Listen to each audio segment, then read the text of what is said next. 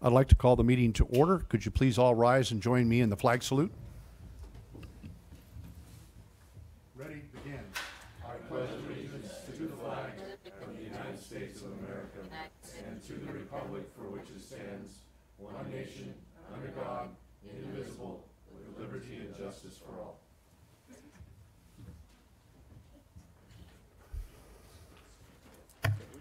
Roll call, please.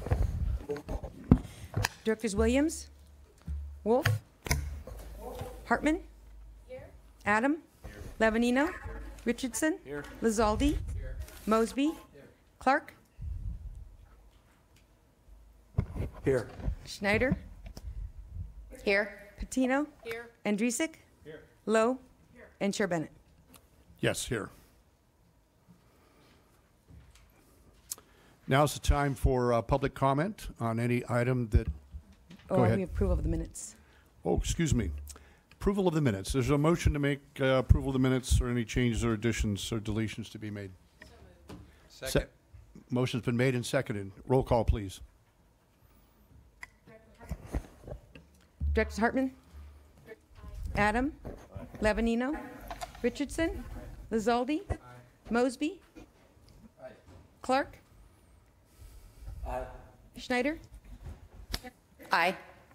Patino, aye. Andrusik, abstain. And Chair Bennett. Aye. Motion passes 9-0-1. Thank you, Madam Clerk. Approval of the consent calendar. Oh, go ahead. Excuse me. Public comment. Yes, you're going to keep me honest today. We do have one speaker slip. Mr. Tom Becker.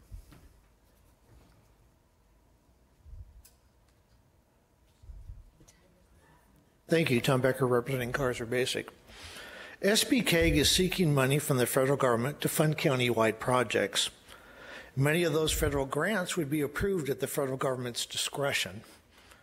If any member of the SBCAG board or any person who's part of the SBCAG staff acts in such a way that harms the agenda of the federal government, the feds can, using their discretion, deny SBCAG discretionary funding. The City Council, which is a voting member here in SBCAG, the City Council of Santa Barbara, which includes a member of the SBCAG staff, recently voted to inflict financial harm on businesses involved in the construction of the Keystone XL Dakota Pipeline. The Keystone XL Dakota Pipeline is located thousands of miles away from Santa Barbara County in states that support the pipeline project. The federal government, with the support of the representatives of those states, can exercise its discretion concerning the approval of SBCAG grants. Think about that. Now, I want you to think about this.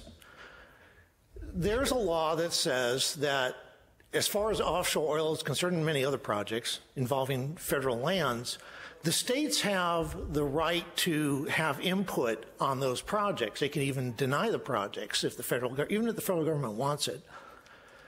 The city of Santa Barbara and the SBCAG staff and board lose all credibility with any state in this union if you start sticking your noses into projects that are in other states thousands of miles away from you that have nothing to do with this county or this state.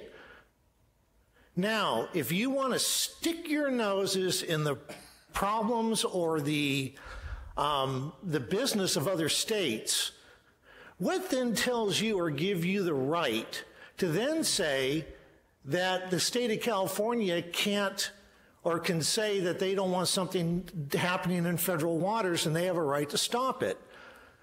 If the county of Santa Barbara inflicts serious financial damage on businesses involved in a project that's in another state thousands of miles away, what makes you think anybody's going to believe you have any credibility when you say that you don't want the feds doing something in your own backyard?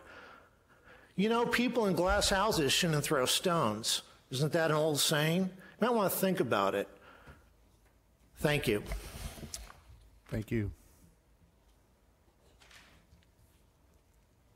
Any other speaker slips for public comment? No more speaker slips. Thank you. Approval of consent calendar. I have 3 speaker slips on 3 items, and Supervisor Adam has indicated he'd like to pull an item. Are there any other directors that would like to pull an item? Santa Barbara? Nope. Thank you.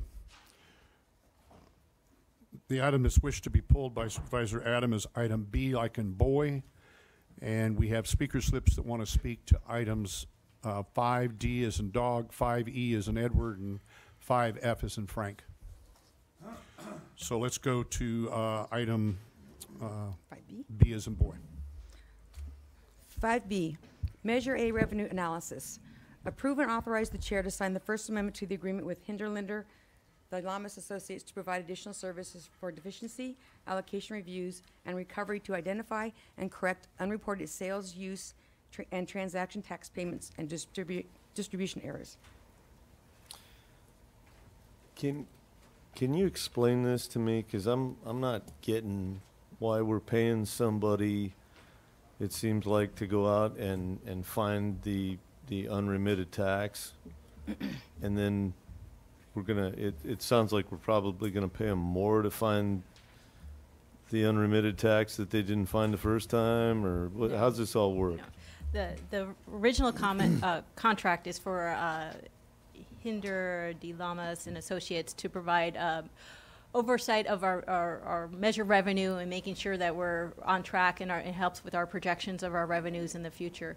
This addition to the contract is for them to, if there are any missing sales tax receipts, that they would pursue them, and they only get paid if we see a benefit from their services, and they get a percentage of the receipts that they were able to uncover and bring into the county that would not have otherwise been received by the Measure A sales tax. Okay, can you tell me what they have a contract with us already, Correct. and what does that contract? It's basically providing us with quarterly reports on the revenue that we're getting from Measure A, and making sure that we are on track with our projections, and also helping us with doing better projections in the future. So we're making sure that we're estimating our revenues on Measure A, and overseeing that it's coming in on a regular basis, and keeping us on track. There, I think other jurisdictions in this county also contract with HLA for their services in the same venue of providing that input on the sales tax revenue that are due to each jurisdiction per their whatever's passed by that jurisdiction. Okay, so this is an additional service. They do not do collection at this time? Correct. Okay, so this is an additional Correct. service? Correct. Okay, all right, At no cost to enough. us unless they bring in the revenue. fair enough. Okay, Thank you. 5D, Federal Transit Administration 5307 call for projects. Adopt the transit project selection procedures for the federal fiscal year 2017 Federal Transit Administration 5307 cycle, and initiate a countywide call for projects. Mr. Becker, Santa Barbara.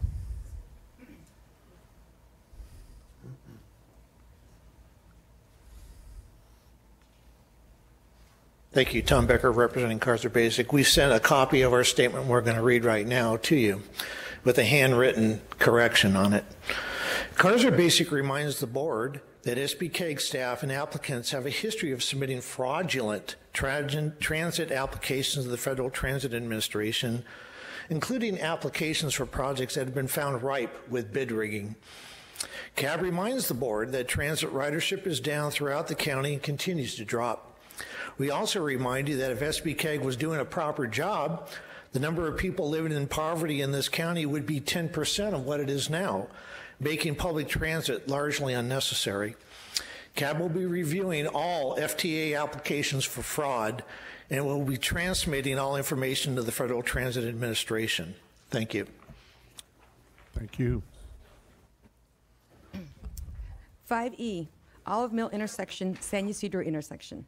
Approve and authorize the chair of the SBCAG board to sign amendment number 1 to the MOU with the City of Santa Barbara and the County of Santa Barbara to increase the funding by $49,900 for a total up to and not to exceed $899,900 to complete project development work on the San Ysidro Road and Olive Mill Road intersection projects. Mr. Becker, please.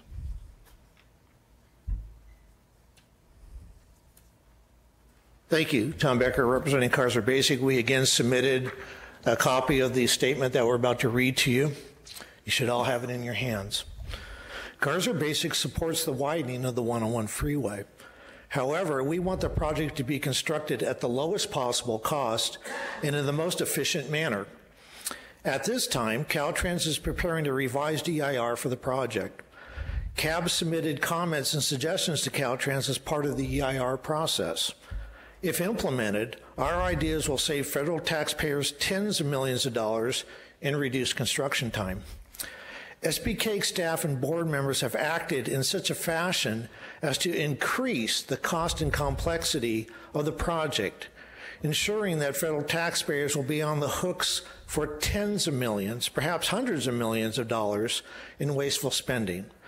CAB is opposed to any federal tax dollars being spent on or awarded to the Highway 101 project until waste and fraud is eliminated from this project. Now, as you all are aware, because your executive director should have given you the letter that we sent to the Federal Highway Administration, CAB has filed a complaint over the awarding of the money from your earmark that you gave, $889,000. This is the same earmark. We submitted a complaint, two-page complaint, to the Federal Highway Administration on July 2nd, outlining what basically amounts to fraud on the part of your staff. What we discovered from the Federal Highway Administration is that your staff failed to inform the Federal Highway Administration of two very important facts. One is that there is currently a revised EIR for this project, which could eliminate the need for any change at these intersection projects. And number two, your staff failed to notify the Federal Highway Administration that the City of Santa Barbara, through its representative, Mayor Snyder, has threatened to withhold the coastal development permit and other permits necessary for this project until the City of Santa Barbara receives an additional $100 million plus in money over and above the estimated cost of this project. Now, your executive director has a copy of our letter that we submitted on July 2nd to the Federal Highway Administration. Did any of you get that letter from your executive director? This is important that you be aware of what we have filed with the Federal Highway Administration. It's also very important for the people who are going to be bidding on this thing that you're doing today. They should be aware that all their efforts and energy they're putting into it, thousands of dollars could be completely wasted because this project funding may get pulled by the Federal Highway Administration. Have you told those people yet that are bidding on this? Mr. Thank Becker, you. can you wrap? Thank you. Thank you. You can remain there. You're going to be speaking to 5F, so you can remain at the podium, please. Go ahead, Madam Clerk. Thank you. 5F, Federal Tiger Grant Program. Authorize staff to submit a funding application for Cycle 9 of the Federal Transportation Investment Generating Economic Recovery, TIGER, discretionary grant program for the US 101 High HOV Lane project. Go ahead, Mr. Becker. Thank you. Now, it's the same letter that we submitted for this that we submitted for 5E, so I'm not going to reread the letter for the sake of time. This is Tiger Grant. This is a discretionary grant. These are the facts, and you know them now. One is that your staff failed to notify the federal government, Highway Administration, other federal agencies, that this project is currently being reviewed as a revised EIR, and it's not completed yet. They were completely unaware of that. They are also unaware that the City of Santa Barbara, represented by Helene Schneider, the mayor, threatened to withhold the necessary permits for this project unless the City of Santa Barbara received additional funding. Completely unaware of that fact. Now, in your staff report, they said, oh, we went back to Washington, D.C. in March, and boy, they sure seem to be interested. Well, we found out that you withheld some very significant information from the people that you talked to and from agencies such as the Federal Highway Administration. Now, that's part of our complaint that we filed on July 2nd with the Federal Highway Administration. We haven't received a reply back from the Federal Highway Administration yet, so we're going to have to contact them again to find out. But I can't see the Federal Highway Administration or any government agency giving you any discretionary grant money when your staff is withholding vital information from the federal government for the purpose of deceiving the federal government into approving a grant. It's very serious, very serious. Your executive director has our letter that we submitted to the Federal Highway Administration. She should have given you, each one of you, a copy of that. And if she didn't, you might want to ask her why she didn't, because this is a very, very important issue. Thank you. Thank you, Mr. Becker. Madam Clerk, do you want to read the other items into the record? Okay. A motion's appropriate for approval of the consent calendar? Motion's been made and seconded to approve the consent calendar, items 5A through F. All those in favor signify by saying a correction. Just a request, because I have not yet gotten a approved letter as to what I have to recuse myself from and what I don't in regards to the 101 project, because my backyard is the freeway in Carpinteria, that I need to ask just to vote separately on the last item, the federal Tiger Grant application, until I know what I can and I can't vote on 101. Okay, well, let's make the first motion A through E. And then, Mr. Chair, just so the record's clear, Director Williams will be recusing on item 5F, so we'll just take that motion separate. Okay. Would we like to just second for that? Second. Okay, thank you very much. All those in favor, 5A through, Roll call. correction, yes, thank you. Directors Williams? Aye. Hartman? Aye. Adam? Aye. Levanino? Aye. Richardson? Aye. Lizaldi? Aye. Mosby? Aye. Clark? Aye. Schneider? Aye. Patino? Aye. Andrezek? Aye. And Chair Bennett. Aye. Motion passes 12-0. Okay, Mr. Williams will now recuse himself, and now we need a motion for item F. That was in Frank. So moved. Motion's been made and seconded. Roll call vote, please. Directors Hartman? Aye. Adam? Aye. Levanino? Aye. Richardson? Aye. Lizaldi? Aye. Mosby? Aye. Clark? Aye. Schneider? Aye. Patino? Aye. Andrezek? Aye. And Chair Bennett. Aye. Motion passes 11-0. Mr. Williams can come back in.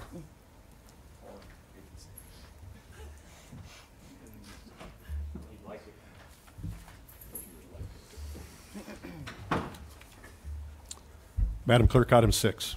Item 6, election of vice chair. Elect new vice chair for the remainder of 2017.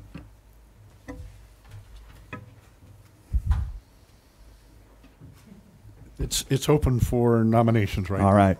Well, I was looking at the attachment A, which was very helpful, and it looks like it is, the next step would be the 3rd district. And since I think we normally have a supervisor replace a supervisor, that it would be Ms. Hartman's turn up if she's willing to take it, that she would fill out the remainder of Supervisor Adams' term and then take over as chair next year. And I'll second that nomination. And I'd just like to say, I see that goes back to 2008 since the 3rd district has stepped up. So it's not necessarily for the power and glory that goes with the chair, but I am certainly willing to serve. Thank you. Any other nominations?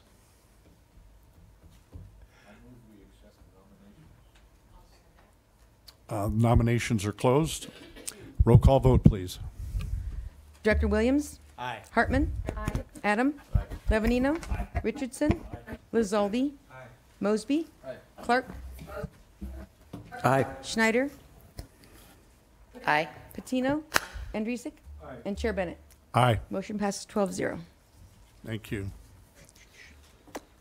Madam Clerk, item 7. Item 7, MAP 21 FAST Act Final Performance Measures and Safety Targets. Review MAP 21 FAST Act Final Performance Measures and accept the state safety targets. Good morning. You're on. Good morning. Good morning, Chair and Directors of the Board. Today I'm bringing forward to you a recap, and I have a PowerPoint presentation. It's a recap of the MAP 21 FAST Act Final Performance Measures and the State of California's final safety targets.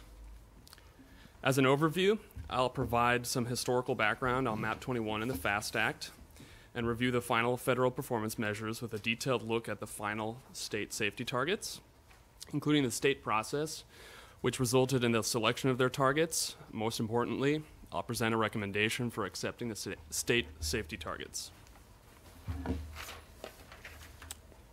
So as background, the Moving Ahead for Progress in the 21st Century Act and Fixing America's Surface Transportation Act are both surface transportation programs that principally fund highways and motor vehicles, public transportation, and motor carrier safety.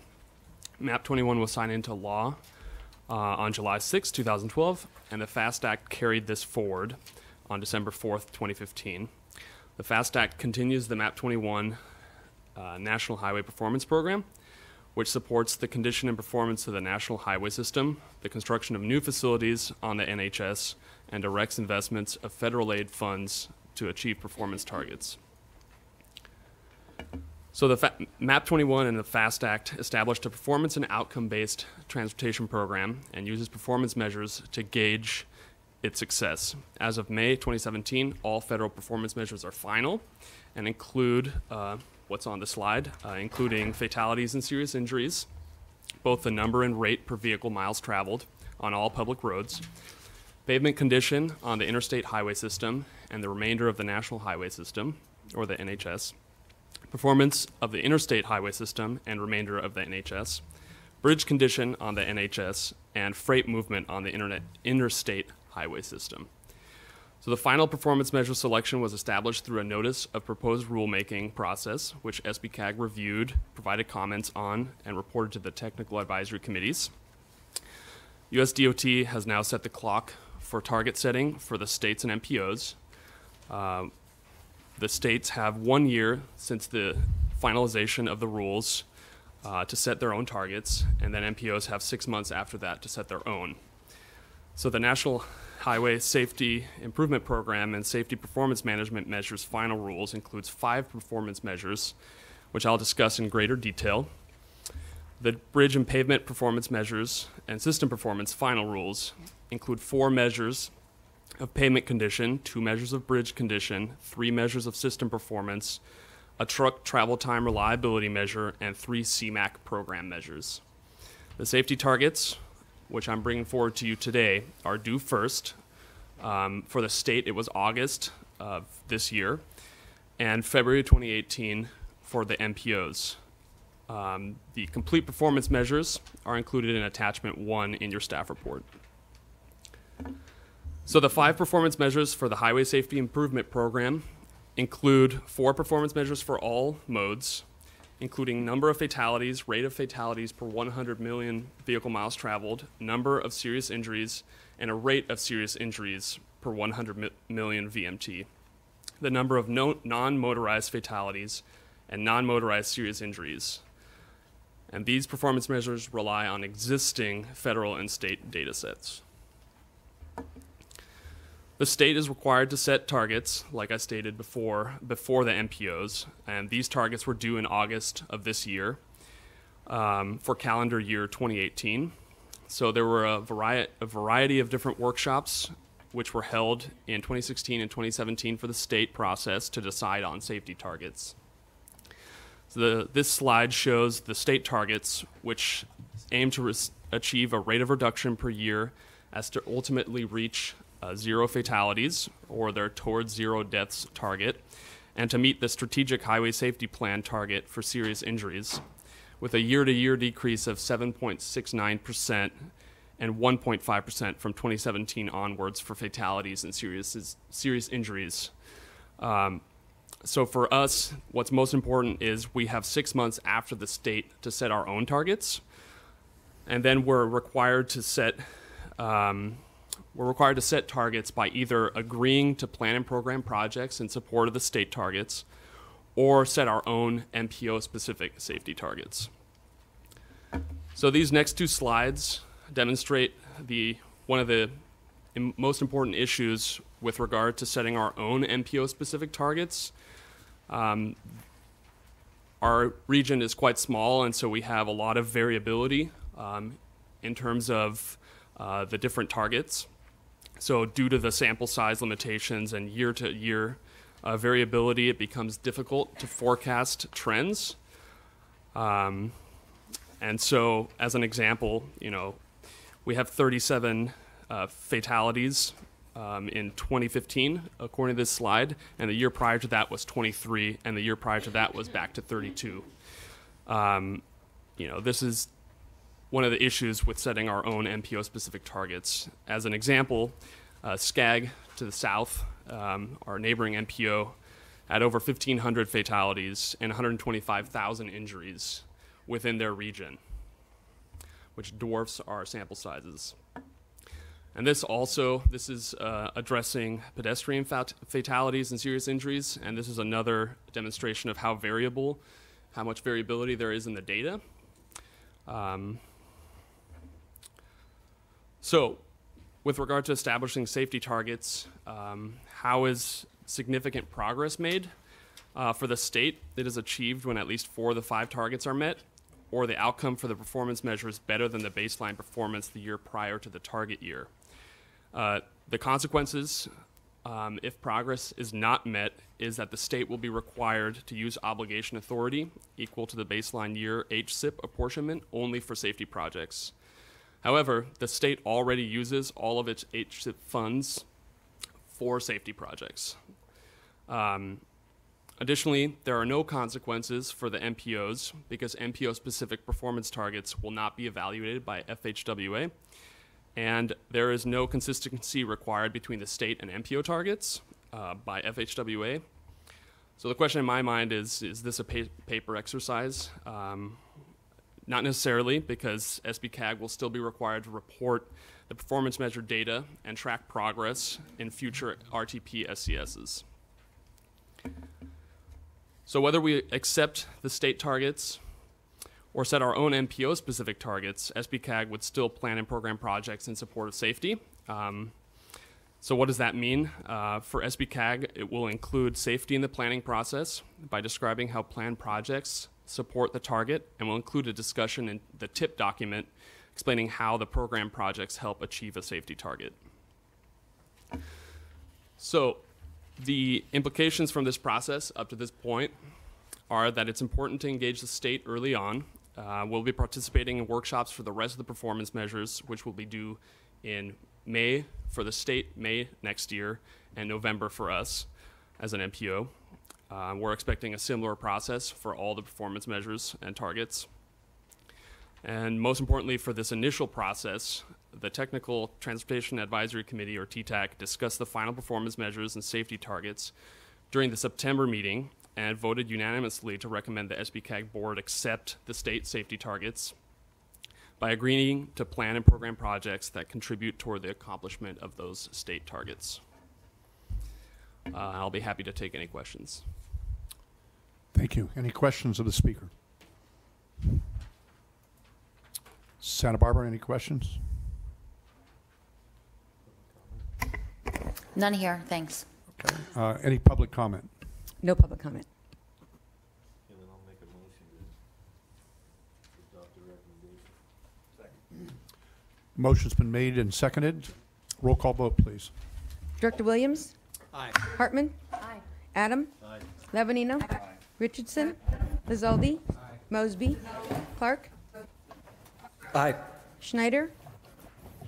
Aye. Patino? Andrezek? And Chair Bennett. Aye. Motion passes 12-0. Thank you very much. Thank you for your presentation. Madam Clerk. Item 8, 2018 Transit Needs Assessment Process.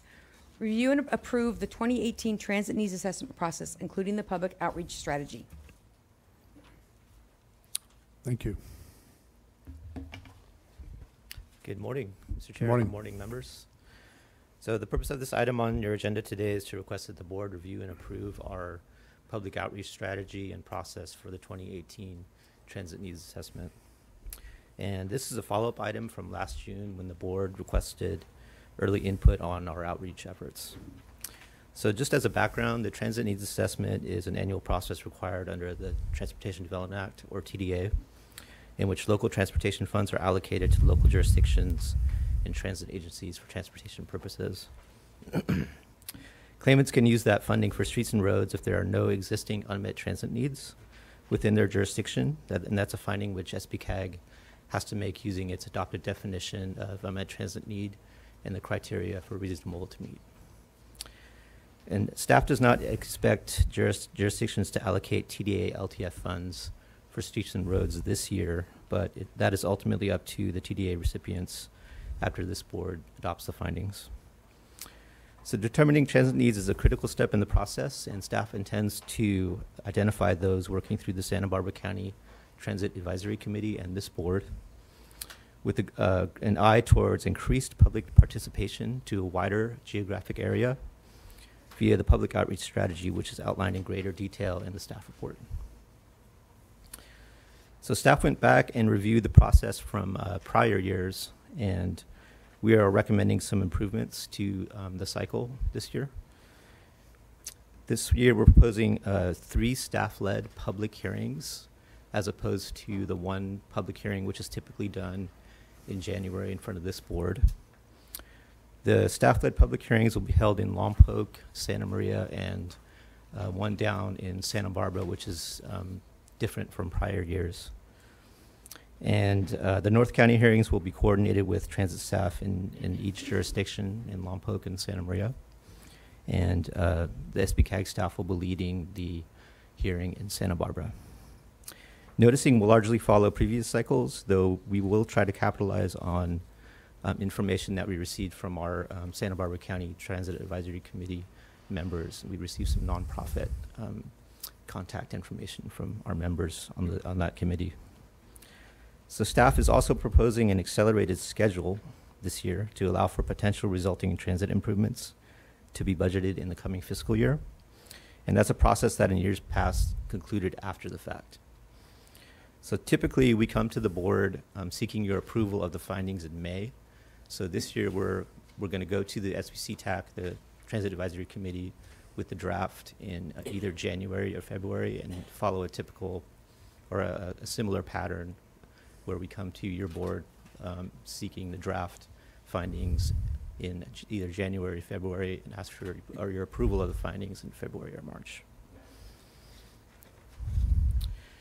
And due to the accelerated timeline that we're proposing in this cycle, we're not proposing to revisit the unmet transit need definition or the criteria for reasonable to meet, though we would like to revisit those in the following cycle in 2019 and 2020. The Santa Barbara County Transit Advisory Committee did discuss, review, and recommend that the board approve the public outreach strategy at its meeting this past month. And additional details on our outreach strategy and outreach materials are provided in the staff report. And that concludes the presentation. Thank you. Board comments. Director Hardman. So our outreach strategy looks to me like it's mainly print material and using newspapers primarily. Yes, Director Hartman, members of the board. We will not only be doing what's required under TDA, which is the newspaper notice, but we're doing a more extensive outreach, noticing of the hearings, but also be asking for comments over our email noticing list. In years prior, we've been using social media, and we got some good feedback from our Transit Advisory Committee to reach out to a lot of nonprofit agencies via email, and they were encouraging us to seek a greater turnout at the public hearings. Is there any possibility of putting a notice on the buses themselves? We have done that in the past, and we're going to do that this year as well. Okay, good, because I'm dealing with notice in another context, and newspapers just aren't that effective anymore. So it's we need to be creative in how we reach people, and there's not a single mode to do it through. Director Williams. Just want to appreciate staff by coming up with a more robust TNA outreach strategy. You know, my only suggestion is to try to go in this day and age. People live so dispersed and so unconnected, despite the fact that technically we're all connected. That it's good to try to go after some community groups. You know, there are some organizations interested in this, some of which you already have on your list, and obviously since bus riders include younger folks, especially, you know, PTAs would be a good target audience, particularly those of the ones in high school and junior high, because it's a significant portion of riders. We'll try to help in any way possible get out the word more. But just want to appreciate the effort that staff has made on this. Director Mosby. Yeah, I think it's important to understand this is one of our jobs and responsibilities as well. You mentioned go to the PTA, but you know, step up and move that. One of the movements that we had in my area was thanks to staff working and solving a problem in there, but that wouldn't have been found through the paper otherwise. It was pushed through us. So if you feel there are holes that are out there and stuff, help them fill them. I think they're doing a good job and they're doing the best they can, and then some. So it is our responsibility as well to get the word out. So put in your little 3x5 card. Thank you. Any comments from Santa Barbara? We're good up here, down here, wherever. Thank you. Is there a motion to proceed? Oh, public comment, yeah, but you haven't given me any We have slips. no public comment. Okay, thank you. Now's an appropriate time for a motion. Motion's been made and seconded. Roll call vote, please. Directors Williams? Hartman? Adam? Lavanino? Richardson? Lizaldi? Mosby? Clark? Aye. Schneider? Aye. Patino? Andrusik? And Chair Bennett. Aye. Motion passes 12-0. Madam Clerk, item 9. Item 9, 1-minute reports. Board members and alternates are invited to provide updates on the activities of their districts' cities. Any comments from the board members? Director Williams. Well, I just thought I would share with you that in the last couple months, I've been doing a number of meetings with constituents about the parallel projects that we just approved as part of the consent calendar, or that we approved study of as part of the consent calendar, the roundabouts at Olive Mill and San Ysidro. And,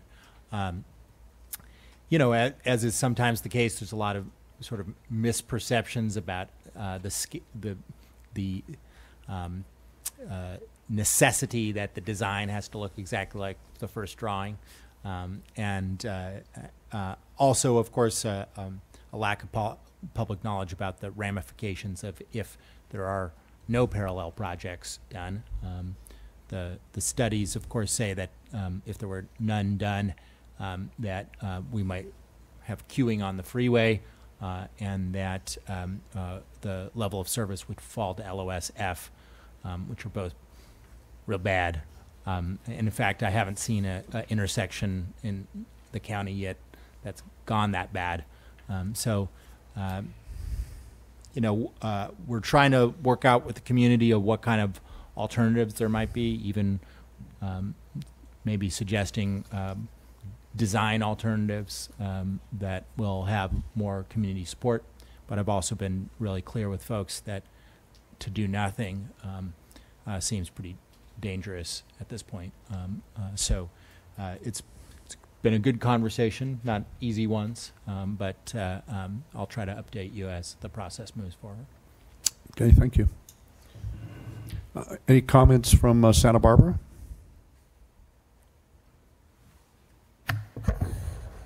We're happy down here. Life is good. Okay, thank you very much. Director Hartman. I just wanted to note that there was a community meeting in Los Alamos that was sponsored by the LawPAC, the Public Advisory Committee, and attended by the county and Caltrans. This was to discuss the circulation plan that has been developed in Los Alamos some years ago, and we've been waiting and waiting to hear back. And this is just a shout out to Caltrans. Had about 6 people there explaining the road maintenance on the main street and also the bridge repair. And it was really an extraordinary effort to have that many people there explaining Caltrans processes, which aren't always readily apparent to the public, and the difference between new roads and repair and what's allowed. Anyway, we got some resolution, very responsive about bike lanes, about no parking by 3 new crosswalks, and people are really excited, and I can't tell you how delighted I am for both being there, hearing, and then responding to community concerns. So my thanks. Thank you. I would just like to comment, in the city of Goleta, many people have traveled through and they've let me know that it's been difficult to get through for the last 6 weeks or so, as we've done a massive pavement overlay project from one end of the city to the other, and we've been spending Measure A and state funds and general funds, many millions of dollars in repairing the roads and bringing them up to standards. So it shows the benefit of Measure A, and we've gotten lots of kudos, where I used to get incredible complaints about the conditions of the roads. Lots of nice comments have come back, and we're just now starting our slurry program that will be going forward for the next month or 6 weeks as well. So anyway, moving forward. Item 10, Madam Clerk. Item 10, Executive Director's Report. Mr. Chairman, members of the board, just a few little things. I want to announce that I received a report this morning that our sales tax revenue is up for the quarter by pretty good percentage. I didn't do the math, but it was probably $500,000 more than we estimated for the quarter, so that was good news. This impacts our TDA revenue that we talked about earlier, as well as Measure A, so that's a little bit of good news for this morning. The Linden Casitas project was highlighted in a tweet, and we know how important tweets are nowadays. It was highlighted as part of an example in the announcement of a congested corridors workshop. So we see that as a pretty good sign here, and thank you to Sarkis for submitting the photo that was used. And last but not least, I want to congratulate the city of Santa Barbara. They just received a Santa Barbara Beautiful Award for the Las Positas project, the roundabout that they just put in. And I have to personally say I almost experience that roundabout every day, and I also appreciate the beauty of that roundabout. So thank you, and that's all I have to report. Thank you very much. Madam Clerk, item 12. Item 11, Caltrans District Director's Report. Oh, excuse me, absolutely. Didn't want to leave you out. Thank you, Mr. Chair. Good morning, members of the board. First, I'd like to just report that Caltrans is already working hard to deliver on the expected revenue that we will have under Senate Bill 1, also known as the Road Repair and Accountability Act. This act is expected to raise about $54 billion over the next 10 years to fix all the deferred maintenance on much of our infrastructure, both at the state level and local level. We're already expediting about $285 million in pavement projects statewide. And another thing that you'll see on the maintenance side is that we're going to be refreshing all of the striping to meet a new standard, which is a 6-inch stripe versus a 4-inch stripe. So you'll see a brighter, wider stripe on many of our facilities, namely 101 is where you'll see it first, that is more visible and more reflective and longer lasting. And this will help in many areas, not the least of which is older drivers, truck drivers, show up better in the rain, and just be more durable. It will also be better. It's a better material and more useful for autonomous vehicles and vehicles that have automated features such as staying in your lane, keeping in your lane. So that's something that you'll be seeing. I'd like to announce that we have a call for projects now for our planning grant program, the Caltrans Transportation Planning Grants, which is for sustainable communities, as well as the adaptation planning program. The second one is a new one that's open for local and regional agencies to prepare for climate change adaptation. That's $20 million that will be available over a 3-year period. The other program, the Transportation Planning Grants, is an evolution of the programs that have been available prior, but this is specifically to help the regional transportation plan guideline development meet all of the sustainable community strategies that have been set forward by the state. Deadline for those applications is October 20th by the close of business that day. If you have questions, our staff are available to you. We look forward to getting many competitive applications from your jurisdictions. Lastly, I'd like to mention and call your attention to a letter in your packet. Letters dated September 12th, and it responds to a variety of questions that came up at your August board meeting. And if you have any questions on those items or any other, let me know. Thank you. I have a question.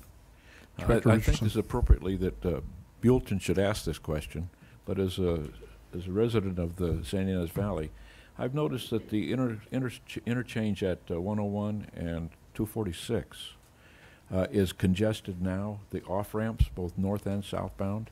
And there's, as you know, there's an increase in housing in that general vicinity. And I'm wondering if Caltrans is doing any planning or studying to see about improvements to that intersection, including McMurray and the intersections at the off-ramps.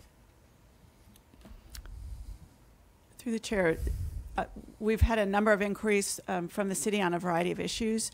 We don't have any independent planning activities going on, but in partnership with the city, SBCAG, together with us, with Caltrans, it'd be great. This might be an area that's ripe for some kind of a special focus planning activity.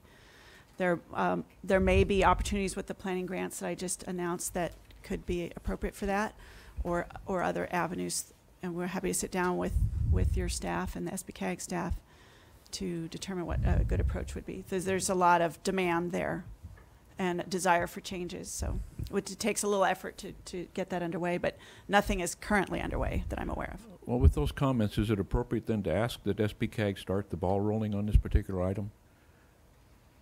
Because it's going to get worse before it gets a whole lot better. And the construction there is proceeding in a rapid pace, and there's going to be a lot of people exiting and entering that interchange, and it's horrible now. It needs to be improved. So if SBCAG could get the ball rolling, it'd be a great thing. Thank you. Thank you, Mr. Chair. I think we can put that right after the Robinson Bridge in order of things, you know, because I think that's about, what, 20 years out or something. So maybe, yeah, so. Yeah, exactly, and right behind the Robinson Bridge. Mr. Chair, since this particular item isn't on your agenda today, if the board would like to take an action on this item, you could direct staff to put it on a future agenda. That was my request. Okay. Mr. Chair, this sounds like a city Caltrans thing. I think the direction would be for the city to sit down with Caltrans, and if SBCAG needs to play a role in it at some point to bring it back. But I think this is something they've got to kind of work out between themselves, and if we need to intervene, we can. Okay. I see nodding heads. Well, I don't agree. I'm sorry. It's because it creates problems for the whole valley, not just Buellton. so it's a county problem also.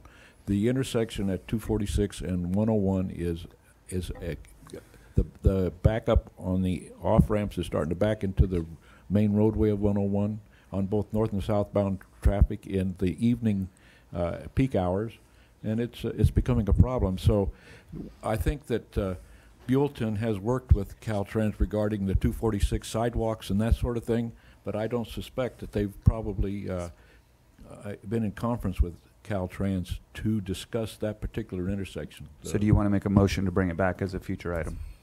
Yes. Okay. Yes. I'm asking staff to go Well, you forward can't. with it. Okay. I guess we can provide direction to staff without making it. Yes, Mr. Chair, you can Yeah, ask staff to bring it back on a Yeah. future agenda, and then we can have a full discussion and vote at that time. Okay. And I might clarify that in our letter, we invited, we made ourselves available to a meeting with the city and SBCAG staff, so it could just happen.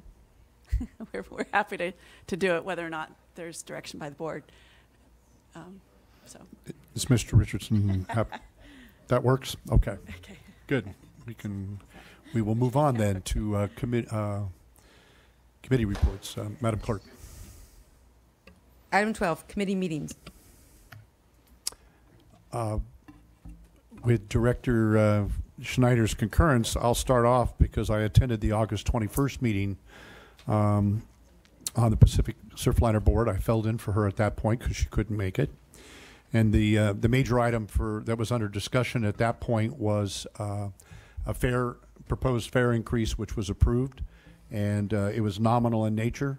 And I would add that one of the most interesting things, given previous comments today and other comments that have been made, the Surfliner continues to increase the ridership, and which I think is excellent, and it continues to increase the revenue that's generated through the Surfliner. So those are all very positive issues on that particular mode of transportation, and it continues to become something that is more and more important to our region as time moves on, as it is to the entire coastal region from San Diego all the way to San Luis. So it's a real positive effort, and I just thought I'd pass that on. Director Schneider. Thank you, Mr. Chair. Yeah, Monday was also the board meeting, and we had a quarterly marketing update. The LOSAN, they received a Silver Telly Award for some of their web presence. It's and I think that's connecting to the increase in ridership. There was also work as twice a year. There's retiming of train schedules, and so there was some tweaking to retime, and a lot of that had to. It's put in place, so hopefully, as promised, next spring we'll get the retiming during peak hour service between Ventura County and up through Goleta. So this was kind of the preamble to that. The next meeting, which is the end of November, will go into a lot more detail about peak hour service. One thing to mention about the fare increase is the 10 ride pass. As we're looking into peak hour service, we're going to have to see what we need to do to kind of offset some of the cost. Amtrak is much more expensive than, for example, the Clean Air or Coastal Express. If we want to get people off the congested freeway during construction and get them on the train, we may need to look at what we can do to partner through Traffic Solutions and our employer partners on making sure people actually take that train, and the best way to do it is through the 10 ride pass. So I think that's a future discussion for early next year, but looking positive so far.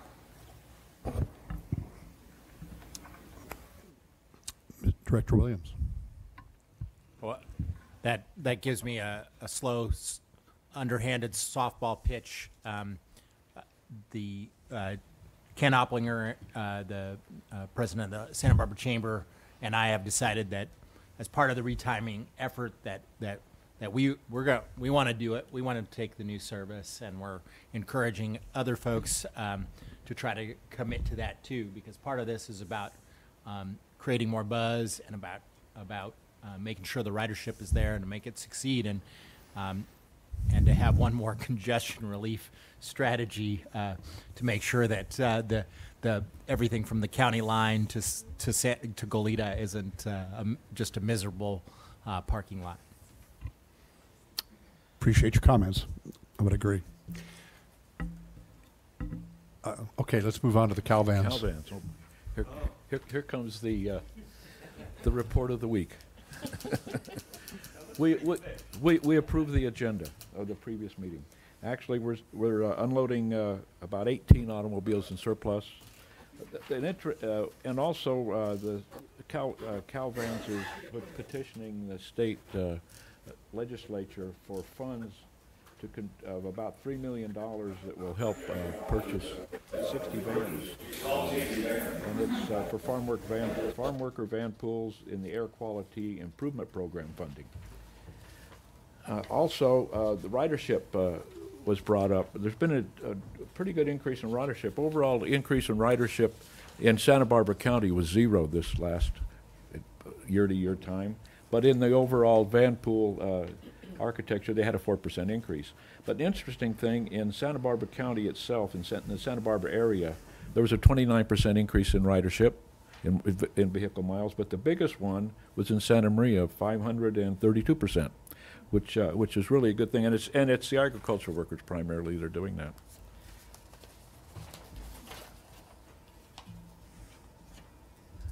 And then there's a real effort for outreach marketing to bring in other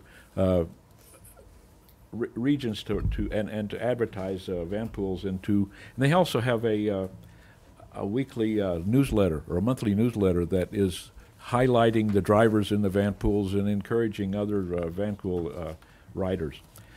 And that's about the extent of the information that we had this time. It's of any importance. Thank you very much for your report. That completes our today's business, so it's time to be adjourning. Our next meeting will be on October the 19th in Santa Barbara. Thank you.